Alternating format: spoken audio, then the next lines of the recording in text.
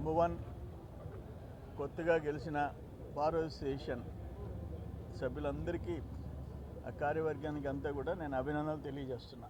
మరి ఈరోజు ఏంటంటే కోర్టులో ఆయన 1000 కోట్ల ఆస్తుల గురించి మాజీ మంత్రి కాకాని గోవర్ధన్ రెడ్డి నా మీద చేసిన, మా కుటుంబం మీద చేసిన ఆరోపణల మీద సివిల్ డిఫమేషన్ వాయిదాకి అటెండ్ అయినాను. మళ్ళీ జూలై 15వ తేదీకి వాయిదా వేశారు. అక్కడ నిన్న ఎమ్మెల్యేస్ ఎంపీ స్పెషల్ కోర్టులో క్రిమినల్ డిఫమేషన్ ఈ 1000 కోట్ల విషయంలో నిన్న వాయిదా ఉండింది. దాదాపు 2 hours నా సాక్ష్యం అంతా చెప్పడం జరిగింది. రేపటికి వాయిదా వేస్తున్నారు. సో ఇవన్నీ కేసులు ఉన్నాయి. అవి కాక వాళ్ళు వైసీపీ నాయకులు నా మీద పెట్టించిన కేసులకి వాయిదాలకి తిరుగుతున్నారు. ఆ రోజు 1000 కోట్ల ఆస్తులు నేను కేసు పెట్టకపోతే నేను లోకం దృష్టిలో ఓ పెద్ద అవినీతి పరుణ్ణి. 1000 కోట్లు ఇతర దేశాల్లో దాచుకున్నాడు. అందుకని కేసు పెట్టాల్సి వచ్చింది. క్రిమినల్ కేసు పెట్టా, క్రిమినల్ డిఫమేషన్ వేసా, సివిల్ డిఫమేషన్ వేసా. ఒక రాజకీయ నాయకుడు ప్రత్యర్థి మీద ఆరోపణలు ప్రత్యారోపణలు ఉంటాయి. కానీ ఫస్ట్ టైం తెలుగు వాళ్ళ హిస్టరీలో ఉమ్మడి రాష్ట్రంలో ఒక రాజకీయ నాయకుడు ఆయన ప్రత్యర్థి మీద, ఆయన భార్య మీద, ఆయన కొడుకు మీద, ఆయన కుటుంబ సభ్యుల మీద ఇతర దేశాల్లో 4 దేశాల్లో సింగపూర్, మలేషియా, హాంకాంగ్, బ్యాంకాక్ నాకు 1000 కోట్లు ఉందని అంటే అందరూ కొంతమంది అయినా అనుమానించే పరిస్థితి వచ్చింది.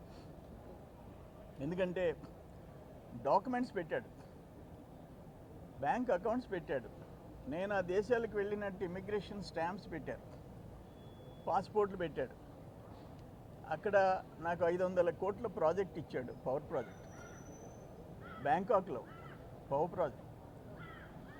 మలేషియా అయితే ఒక 68 ఎకరాలు మలేషియాలో, ఒక ప్లాట్, 3 బిల్డింగ్లు,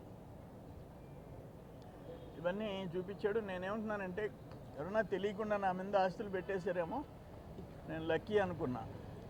చూస్తే అన్నీ ఫేక్ డాక్యుమెంట్స్. సో ఈయన ఎవరి చేత అయితే ఫేక్ డాక్యుమెంట్స్ తయారు చేయించాడో వాళ్ళ 3 జైల్లో ఉండొచ్చారు. ఈయన మాత్రం హ్యాపీగా సుప్రీంకోర్టుకు పోయి బెయిల్ తెచ్చుకున్నాడు. ఈయనని నమ్మి కాగితాలు తయారు చేసి ఫోటో స్టూడియోలో ఈయనకి అందించిన వాళ్ళు జైలు, ఈయన మాత్రం బెయిలు, సుప్రీంకోర్టులో బెయిలు. ఈయన కేసులు అంతే అట్లే ఉంటాయి. మళ్ళీ ఇంకో 4 కేసులు ఉన్నాయి. అవి కూడా కల్తీ మద్యం.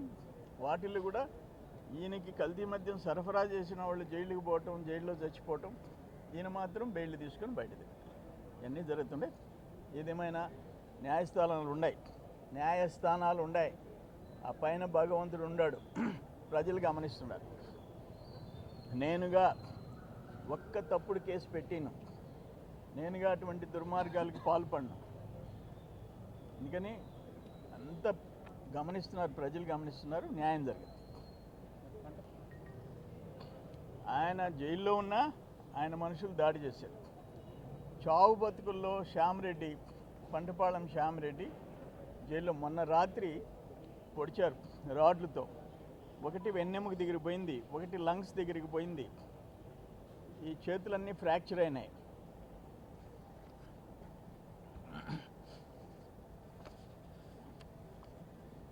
అపోలోలో ఐసీయూలో ఉన్నాడు.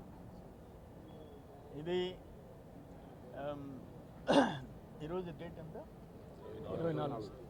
అంటే 22 రాత్రి అరౌండ్ రాత్రి 9-10 గంటలప్పుడు అటాక్ చేశారు. ఆయనకి సర్జరీ చేసేటప్పటికి రాత్రి 2:30 దాకా పట్టింది అపోలోలో. రాత్రి 2:30.